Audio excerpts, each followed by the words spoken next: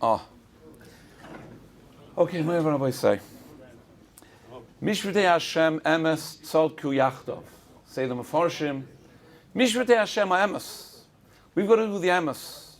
But tzadku, you're only going to get the correct din yachtov if you learn all the dinim. You learn the sugya, you learn the toisvos, you understand things properly. Then it's possible tzadku yachtov. This particular sugya, Yerid Lumnosa Shel Chaveroi, Ehrlichkeit in business, a Meir dike Zach. We find in the Gemara in the end of Makos, Bo Chabakuk v'hemidon alachas. Chabakuk said the most important thing of all the Taryag mitzvahs. We're not able today to learn and understand and contemplate properly all the Taryag mitzvahs. So Chabakuk took out the most important thing. David HaMelech took out 11 points. And Klal Yisrael is not on that madrega. Bo Chabakuk v'midon alachas. And what did he say? V'tzadik be'emunasa yichya. Says the Reishis Chochma. V'tzadik. How is a person a tzadik? Be'emunasai. If he runs his money matters with truth and ehrlichkeit, with emunah, that's an tzaddik. And what do you get for that in exchange? Be'emunasa yichya.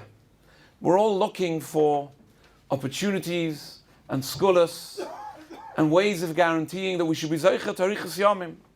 And here Chabakuk tells us, you want to know the most important thing, the tzaddik, you want to be a tzaddik, be'emunasa yichya.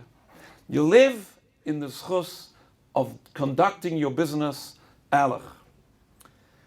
HaKadosh Baruch Hu memale shenoiseim shel tzaddikim. Every one of us wants for ourselves, our spouse, our children, our parents, memale shenoiseim, a long and fruitful life.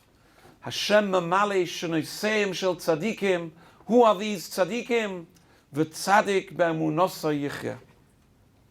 The Rambam writes at the end of Hilchos Schirus, I never met the person who's not looking to be matzliach. Hashem should bench him with monetary success and wealth. And the Torah describes Yaakov Avinu, Vayifroit ha'ish ma'oid ma'oid. Vayifroit, who was successful in business. Not just successful, ma'oid. And if that's not enough, ma'oid ma'oid. A very unusual expression in Torah language. Vayifroit ha'ish ma'oid ma'oid. Says the Rambam, why was he Zoicha? You might have thought, he's Yaakov Avinu. Vayifroit ha'ish ma'oid ma'oid. In what zechus, says the Rambam, Yaakov Avinu described himself, and he said, V'ateino yodaten ki b'chol koichi ovadeti es avichem. I worked honestly, and I invested everything I had into being ehrlich in my business, and in that zechus, Hashem benched him, Vayifroit ha'ish ma'oid ma'oid. We want to steig, we want to be matzliach, we want to get close to HaKadosh Baruch Hu. The Mefarshim say, V'nikrav ba'alabayis Yisrael Elokim. How are simple people like us able to get close to HaKadosh Baruch Hu? Im lo yisholach yodoi b'mleches re'ehu. If my business is conducted ehrlich, im lo yisholach yodoi b'mleches re'ehu, that's when Hashem brings us close. On the one hand, this is what's being offered for ehrlich business. Be'emunasa yichya, memali shenoiseim, Nikrav ba'alabayis Elokim, vayifrit ha'ish ma'oid ma'oid. On the other hand, the Chofetz Chaim says, from our sugya, the Chofetz Chaim learns in his Sefer Sfas Tomim, Shaul HaMelech is criticized, his family is punished, and the Pasuk says about Shaul HaMelech, Al asher heimis es hagivonim. Shaul HaMelech is held to task, he's held responsible. Asher heimis es hagivonim. He is responsible for the fact that the Goinim were killed. Says the Gemara in Yevamis, we never find that the Goinim were killed, and we sure didn't find that Shaul HaMelech is responsible. Says the Gemara, Shaul HaMelech killed Noi Vera Kohenim, and because of that, the Givoinim, who used to have a parnasa of bringing water to Noiver HaKohanim, they lost their parnasa. And for that, Shaul HaMelech is held responsible. Ala shehemis es hagivonim. And his family had terrible tragedies because he did a maisa which caused eventually that the Givonim lost their parnasa. Says the Chofetz Chaim, in Beis Din, you get away with it. Beis Din only judges you for maisim, not for groma. But in the Beis Din Shel Ma'ala, Shaul HaMelech is held responsible ala shehemis es hagivonim for somehow causing them to lose their parnasa. I'll add one more thing on this side of the scale. Rachmana litzlan, if a person doesn't conduct his business dealings ehrlich, there's a Sefer Heichal HaBracha from Kamarna. The Hasidish amongst us will be familiar with the Sefer. And he writes on the Pasuk, Hashem says in the Torah, Shoifech dam ha'adam ba'adam dama yishofech. A person who kills somebody else, Hashem will kill him. Sheva mitzvahs b'nei Noach. Shoifech dam ha'adam ba'adam dama yishofech. Says the Kamarna, this pasuk doesn't refer to literally killing somebody else. It refers to, in some form or another, disturbing his source of livelihood. Shoifech dam ha'adam ba'adam.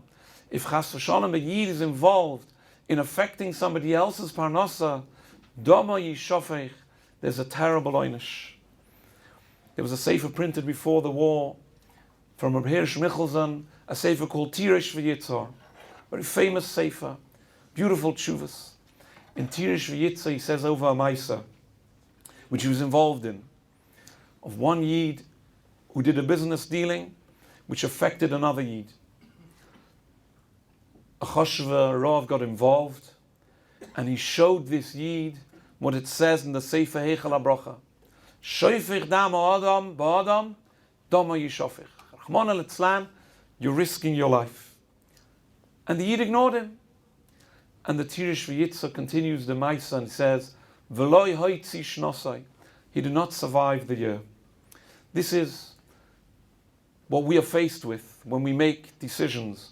On the one hand, we're being offered Kituv and Koltuv, Mamale Shenoseim, Vayifritze Ish Ma'oid Ma'oid, and Zechus of Ehrlichkeit.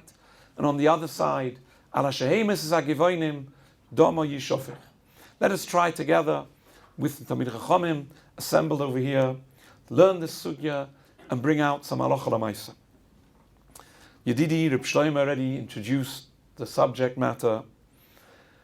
There was a famous story took place in Europe 200 years ago. And there's a lot of halacha l'maisa to be learned from this story. But before we come to the halacha l'maisa, it's important to understand the background, what actually took place in the early 1800s, almost exactly 200 years ago. In the 1700s, we're familiar.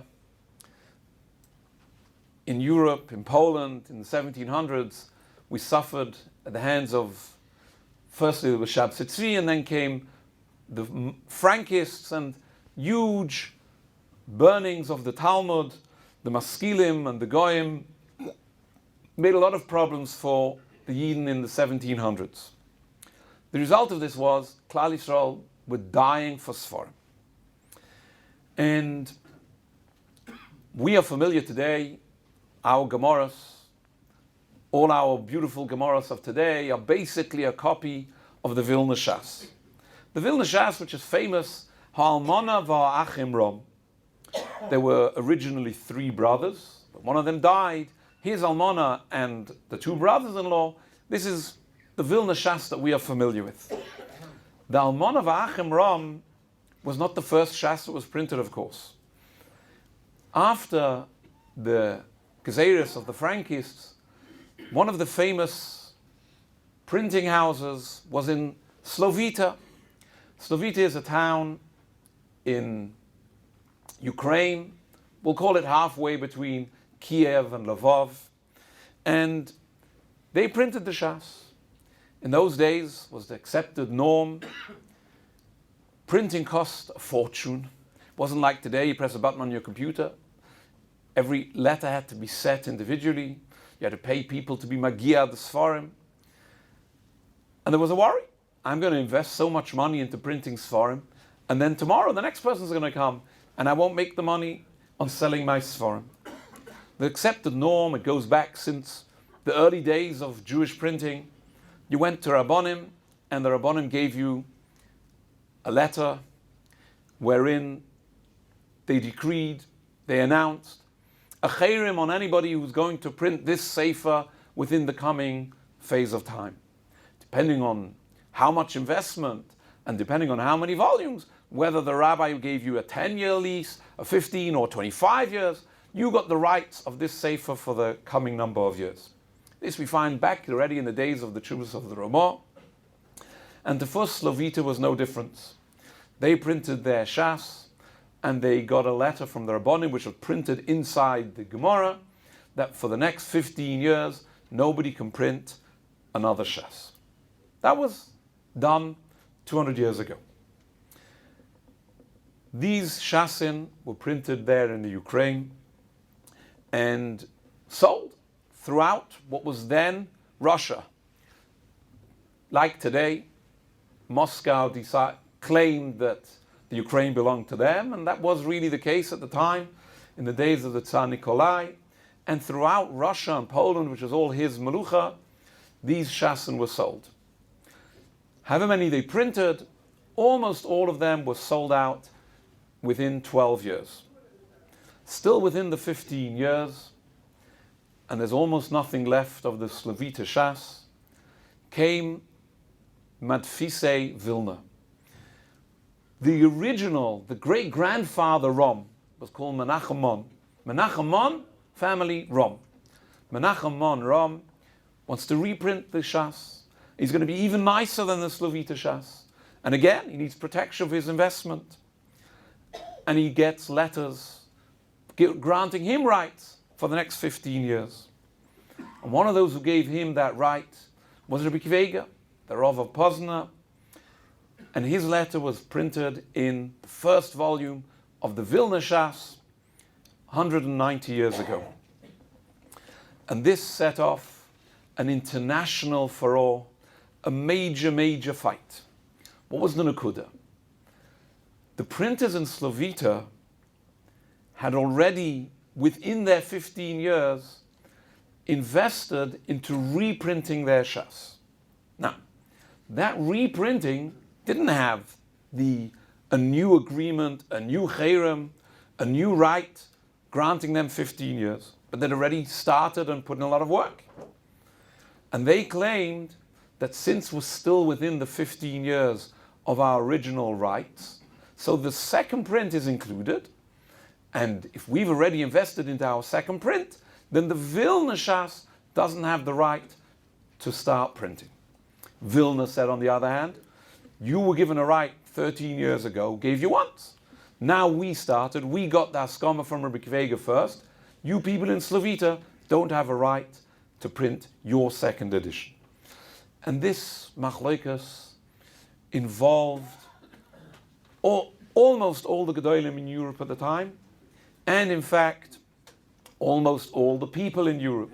Because every person who wanted to buy a Shas, if he went to buy a Slovita Shas, then the Vilna Shas says there's a cherem on anybody who buys the new Slovita Shas. And if you went and bought a Vilna Shas, there's a cherem in the Slovita Shas. What am I going to do? Klal Yisrael needs to buy Shas, and we need to buy Gemara, we need to learn Gemara, and we have such a major machlokes. Was the Shiur for 2 years, or was it for an extension of the 15? All part of the Shiur. Every single situation which you can think of was discussed in the different letters. There were Gedolim on both sides, Gedolei Olam. And to be fair, the printers themselves on both sides were very ehrliche people. But, as we know, when a topic like this becomes public, and on each side, publicists and people who stand to gain money on this get involved, and the people who got involved on both sides were not of necessity the most ehrliche people. the way things unfolded was a very tragic story. Someone, or someones, not the printers themselves of Slavita, got involved to try to help the people, the printers of Slavita. There's discussion in Shuvas Chasam Sofer, who was this person who did such a terrible thing? But there was somebody working for the Slavita Shas.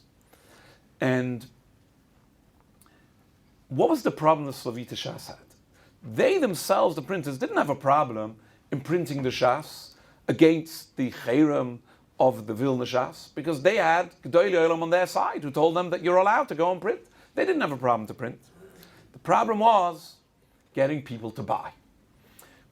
There's only a point printing a Slavita Shas if people are going to buy. People are not going to buy because there's a letter of Rabbi Kivega which says that there's a cherem on anyone who buys Slavita because Rabbi Kivega gave a letter to Vilna. So this Yid was Mefarsim, Pachkevil, a letter in which he wrote the following. Rabbi Kivega, we're talking now 180 years ago, in 1836. Rabbi Kivega was very old. He was nifta 2 years later. Rabbi Kivega is really old, and he's past it, and he doesn't really understand what's going on anymore. He has a son called Reb Shlomo Eiger, and Reb Shlomo Eiger is really the one who makes the decisions. And Reb Shlomo Eiger convinced his father to make this cherem, but not that Rabbi Kivega really looked into the subject and made a conscious decision halachically. And some say that they insinuated in their letter not only that Reb Shlomo Eiger was the one who convinced his father without actually looking into the subject, but that Reb Shlomo Eiger had some sort of negius or perhaps monetary interest in making this letter from Rabbi Kivega. And therefore, Klal Yisrael, you can ignore Rabbi Kivega's letter. If you ignore Rabbi Kivega's letter, then you can buy a Slavita Shas because there's enough who hold that Slavita Shas is okay. And this letter created by Rabbi Kivega endless agmas nefesh. And he wrote an extremely sharp letter against an unknown person. Whoever it was who said this about myself and my son Rabbi Shlomo Eiger, this letter of Rabbi Kivega is printed here in our booklet, if we were able to find it over here on page 207, an extremely sharp letter where Rabbi Kivega writes, it's actually on page 209, a public letter in 1836. Ma'oid hoimeli, it disturbs me a lot, ala azus, the chutzpah of those people who represent the printers in Slavita. Divreim divrei Sarah, they write a terrible thing. Lo levad al b'ni hagoy, not only on Reb Shlomo Eiger, that he would do such a thing and convince me against the halacha, but that I would do such a thing against the halacha. And he finishes off his letter, Rabbi Kivega, with language which we don't recognize in Rabbi Kivega. It's so unusual, Rabbi Kivega's language. Eineni moichel lahem hadova klal uklal. I'm not moichel those people who are responsible for this bizoyan HaTorah. Ki mitzidi eini makbid. On my own personal cover, I don't care. Aval bizoyan HaTorah, that people should be able to say such a thing about God Ladoir and his son Reb Shlomo Eiger. Lo nitin limchol. It's impossible for me to be moichel. This is dated Teves Tov Kuf Tzadivov. Teves, winter, 1836. Okay. Not long after this, we don't know exactly to the day, a terrible story happened. The printing press in Slavita had a worker, a binder, used to bind the Sfarim. And some say he was kicked out because he wasn't doing his job, and others say he had some other dispute with the printers of Slavita. One way or the other, this guy became suicidal, and instead of killing himself in his own house, he went to the printing house of Slavita, and in the middle of the night, he hanged himself from the ceiling. Whereupon he was found dead in the printing house of Slavita. Obviously, the police got involved, and who's chashud, who's responsible, who's suspect for this? The printers of Slavita. You must have done this to this fellow. And they were up in court. The printers of Slavita, sadly, very frum ehrliche Yidden, were up in court, in the court of Tsar Nikolai in Kiev, and it's all detailed. In Iyun of that same year is when these two brothers, the printers of Slavita, were arrested, and their court case continued for 3 years, and very famously in 1839, the verdict was that they're going to get 1,000 lashes, and if they survive the 1,000 lashes, then they're going to go in prison forever, life sentence. The government claimed that it wasn't only an issue that you were responsible for this man's life. It's one thing. But why did you hang him? Because you were printing without permission of the censor. The law really said that everything has to be censored. For one reason or another, the government turned a blind eye to it. But when a story like this happens, and the police say the reason why this fellow didn't get on with his employers was because he insisted it has to, yes, be censored, and they didn't want it censored, so they're guilty of high treason against the government, 1,000 lashes each. And these two holy brothers from Slavita were subject to this 2 lines of soldiers, and as they go through the line, they have to walk through the line and be whipped all the way through, and if they get to the end, then they're going to go to prison. A very famous story that one of the 2 brothers, Shmuel Abba, as he was hit, as he's going through the line, his capel fell off, and he wasn't prepared to continue walking without his capel, and he walked back to recover his capel, his yarmulke, and ended up having more than 1,000 lashes for the covet of walking through with his yarmulke. They survived, both of them, and they were thrown into prison in Moscow, and their life sentence was commuted years later, 15 years later, when the Tsar Nikolai died and was succeeded by Alexander. One of the things he did was he let the people out of prison in Moscow. This is the basic story that happened, and obviously the result of all this was that Vilna then became prominent, and we now have a Vilna Shas. We're not judging, and we're not able to judge individuals on both sides. What we want to learn is the halachics. At that time, the Chidush Harim, who was a younger man living in Varsha, can't call him a younger man, an Ilui, but he wasn't the Rebbe yet. He was a Talmud of the Kotzka, and he was in Varsha, and he held that the printers of Slavita were correct and Vilna was wrong. And he wrote a letter to Rabbi Kvega, which is printed here in our booklet. And this letter of the Chidush Harim brings out the point of the major discussion, the bone of contention between Rabbi Kvega and the Chidush Harim, which probably represents the machloikas that there was amongst all the Gedolim at the time. Rabbi Kvega wrote in his letter, what gives these printers of Slavita a right? That they got a letter from the Gedolim. The letter gave them a right to 15 years for the first print. You now want to print again, you have no rights. You invested into printing a second chas, you have no rights at all. Chidush Harim writes back, and he says, it's true. Throughout the generations, we've been getting letters from Gedolim which don't allow other people to print once we print. It's true. Says the Chidush Harim, does that mean that's the only right that a person has when he sets up a printing press and he prints foreign? Says the Chidush Harim, a printer is a business like any other business. I'm running a business. You can't come and compete. That's a yored lumnasa shachaveri. Why did we have throughout the generations that we go to Rabbonim and we print at the front of the Shas a chayrim from the Rabbonim that you're not allowed to compete? That's because we understand that that speaks more to people. People are more scared of a chayrim than they're scared of a din in the Shulchan Aruch. So we also made a chayrim.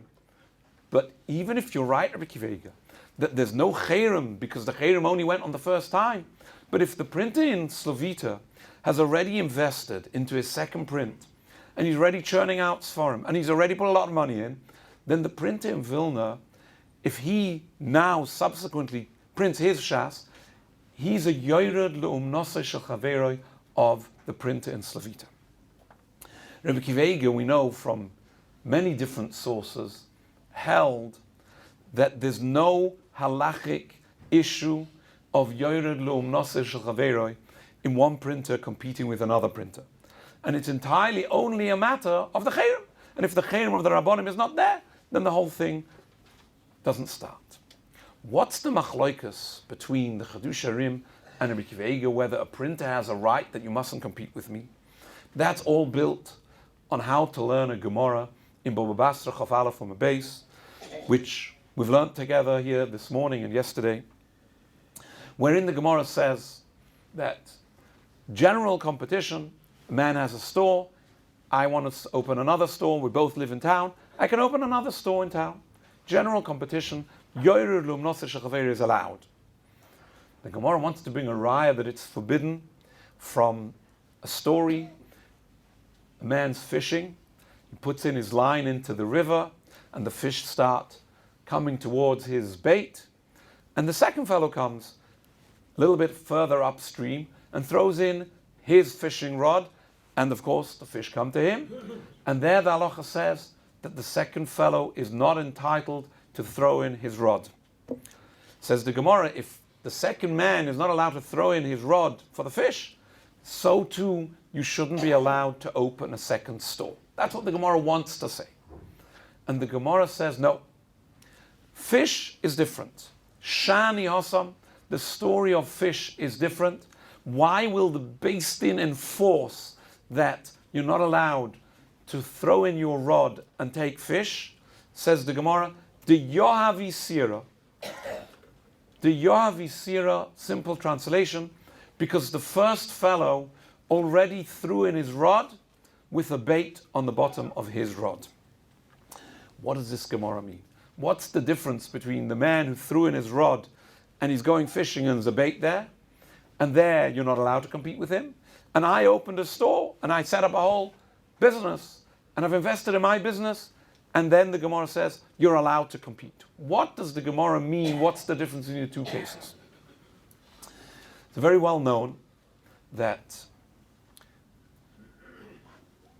the Rimi Gash learns Pshat in the Gemara, that the Gemara means dafko by fish. If you put in your rod upstream, it means that everything is going to come to you, all the fish are going to come to you, and the first fellow is going to have nothing at all, because you are further upstream. That means you're closing down his business entirely. That you're not allowed to do. Competition, in which there's two stores in town, that's allowed to do. He has one store, he's used to having everyone in town, I'll open another store. There'll be business for two. That's allowed. If I make my business in a way that I'm closing down his store, that's forbidden. That's how the Rimi Gash learns. Tosfos in Kiddushin learns a different pshat. Tosfos in Kiddushin says, in the case of the fish, the second fellow is going to catch the fish not because he threw in his rod. You normally throw in your bait and you wait half an hour till all the fish come. This second fellow comes, throws in his rod, and immediately he has all the fish. Why? Because the first fellow already threw in his bait. So you're building your business on my investment. That you can't do. This is relevant in today's world. If I print a sefer and the second fellow comes and just photocopies my sefer, so you've just built your business on my investment. That's the way Tosfos learns the Gemara. That's forbidden. Going back now to Slavita and Vilna, in those days it wasn't photocopying one printer from another printer. I invested my investment, you invested your investment. So according to Tosfos, there's no reason to forbid Vilna simply because Slavita has invested. According to the pshat of the Rimi Gash, that you're closing down his business, no one's closing down the business of Slavita. There's going to be fair competition. You'll be able to buy a Slavita Shas and be able to buy a Vilna Shas. And nevertheless, Wasn't the Vilna Shas a better Shas? but not to this degree that he's going to close down Slavita. And not only that, but Slavita claimed that their second edition is going to be on the same same darga as the Vilna Shas. The point of the Chedush Harim is the way Rashi learns the Gemara. Not the Rimigash, or not Tosfos. Rashi learns the Gemara that once you put in your rod and you're the only man fishing, you assume that all the fish are going to come to you. Samoch, he relies on it that everybody is going to come to me. Says the Chedush Harim, in the case of Slavita Shas, when they start reprinting the second edition, and they've been prominent in the marketplace for the last 20 years, they were absolutely sure that the whole market is coming to us. In the case of a store, says the Chedush Harim, I have a store, I sell whatever merchandise I sell. There's plenty of ways where you can buy the same thing. I happen to be the one store in town. Says the Gemara, second fellow comes and he competes. The first fellow never thought that everyone's coming to me. But in the case of the fish, he assumed that all the fish here today are going to come to me. So too, says the Chedush Harim, in the story of the Shas, the Slavita Shas assumed that everybody's going to buy our Shas, and according to Rashi, we have a right from the Shulchan Aruch to object to Vilna making their Shas. So it might be true, says the Chedush Harim, that the Chayrim doesn't apply to us people here in Slavita because it's a second edition, but we're entitled, according to Rashi, we are the same as the fish. Rabbi Kivega argues. The Avnei Nezer, we have his tshuva over here. Avnei Nezer learns Pshat in Rashi. In the case of the fish, says the Avnei Nezer, I assume that all the fish are going to come to me.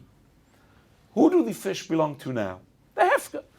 They're swimming around in the ocean. Something which is Hefka, and I assume that it's definitely going to come to me, is considered to be as if it's mine. If you come and throw in your rod, and you take something Hefka, which I was sure is going to come to me, that's called Poshet stealing from me. True, I didn't yet make a kinyan on it, but if I'm sure it's going to come to me and it's Hefka, that's called stealing. But, says Rabbi Kivega, the Slavita printer assumes that what? That people are going to come and buy from me. Okay, you were sure they're going to come buy for you. Okay, and therefore all their money belongs to you. If it's something which is hefka, fish which are flying around, swimming in the ocean, on that, says Rabbi Kivega and Avnei Nezer, we can accept a chiddush that I'm not allowed to come and take something which you were sure is coming your way. But you were sure that somebody's going to decide to give you his money, you get no rights at all.